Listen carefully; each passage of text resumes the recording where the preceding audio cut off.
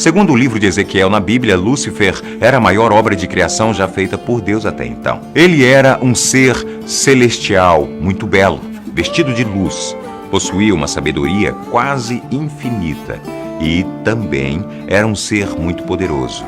Poder este dado por Deus para com que Lúcifer pudesse cumprir as suas obrigações. Como você pode perceber, Lúcifer era um anjo que possuía um grande prestígio e tinha uma grande responsabilidade, a de guardar o trono de Deus. Ciente de sua responsabilidade, ele fazia isso com muito orgulho. Ele era um querubim da guarda ungido. Essa era uma posição muito alta para os anjos. Mas aí vem uma questão muito complexa. Como que um ser de luz criado por Deus, até então fiel ao Criador, se tornou o oposto dele? Como que o pecado nasceu a partir de um lugar onde só havia harmonia e bondade? Se Deus não gera o mal, como o mal surgiu? Talvez essa seja uma das questões mais complexas de toda a religião cristã. E da mesma forma, sua resposta também é bastante complexa e requer fé de seus praticantes. Seguindo com a história, os anjos haviam sido feitos por Deus antes da criação do mundo. Aparentemente havia uma certa harmonia, já que eles serviam ao Criador e aos seus interesses. Porém, os planos de Deus envolviam mais do que a criação dos anjos. O seu projeto ainda era muito maior. Segundo o livro de Gênesis, Deus criou a luz, o universo, em um contexto geral e, finalmente, fez a terra. Na terra, ele criou o mar, as plantas, os animais e todos os seres vivos que habitam o nosso planeta. Até então, todos estavam maravilhados com tudo que havia sido criado, mas ainda faltava uma última criação, a maior de todas elas, o ser humano. De acordo com a Bíblia, Deus criou o homem à sua imagem e semelhança. Além disso, ele deu ao homem e à mulher uma opção que os anjos não possuíam, o livre-arbítrio, ou seja, poder escolher o que fazer quando fazem, sem nenhuma influência do Criador. A criação do homem foi o que fez tudo mudar. Deus o apresentou a todos os anjos e pediu que eles contemplassem esse novo feito. Lúcifer era muito orgulhoso e não fez. Ele não considerava o ser humano como uma criatura a nível dos anjos. Para ele, era algo sem sentido dar livre arbítrio ao homem e isso despertou nele uma grande inveja e uma raiva. Essa rebeldia o fez querer tomar o lugar de Deus.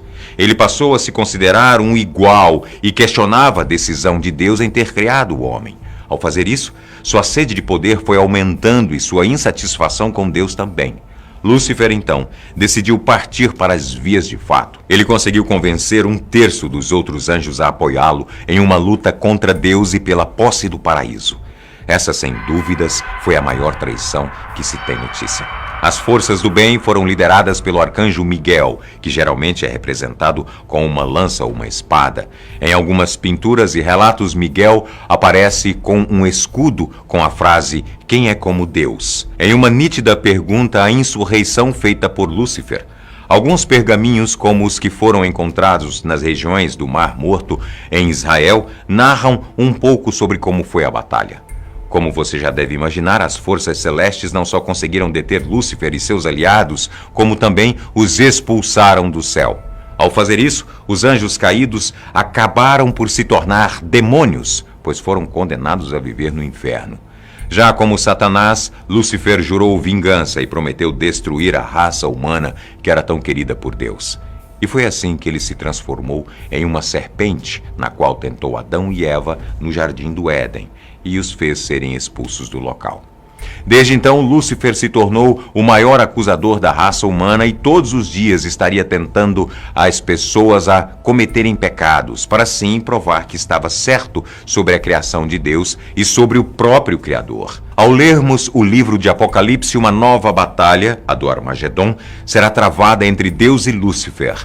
Ao final da batalha, Deus será vitorioso e Lúcifer será finalmente condenado a viver no inferno para sempre. Mas apesar da derrota, Lúcifer ainda fará parte do julgamento dos homens e mulheres, os acusando de vários males, a fim de levá-los para o inferno junto com ele. E é por isso que ele tentaria a humanidade em forma do pecado, para com que esta se desvirtuasse do caminho original traçado por Deus. Existe também uma outra interpretação em relação ao motivo de Lúcifer ter traído Deus. Nessa hipótese, Lúcifer não queria ser como Deus, e sim ter o mesmo status do ser humano. O homem e a mulher foram criados à imagem e à semelhança de Deus, diferentemente de como os anjos foram feitos.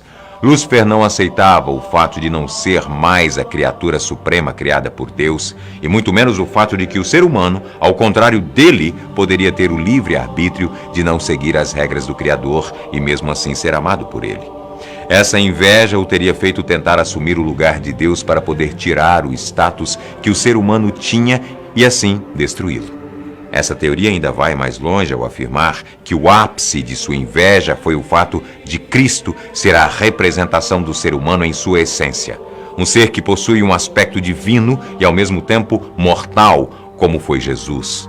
Ao saber que Cristo se sacrificaria pelo bem dos homens que não eram perfeitos, a ira de Lúcifer aumentou.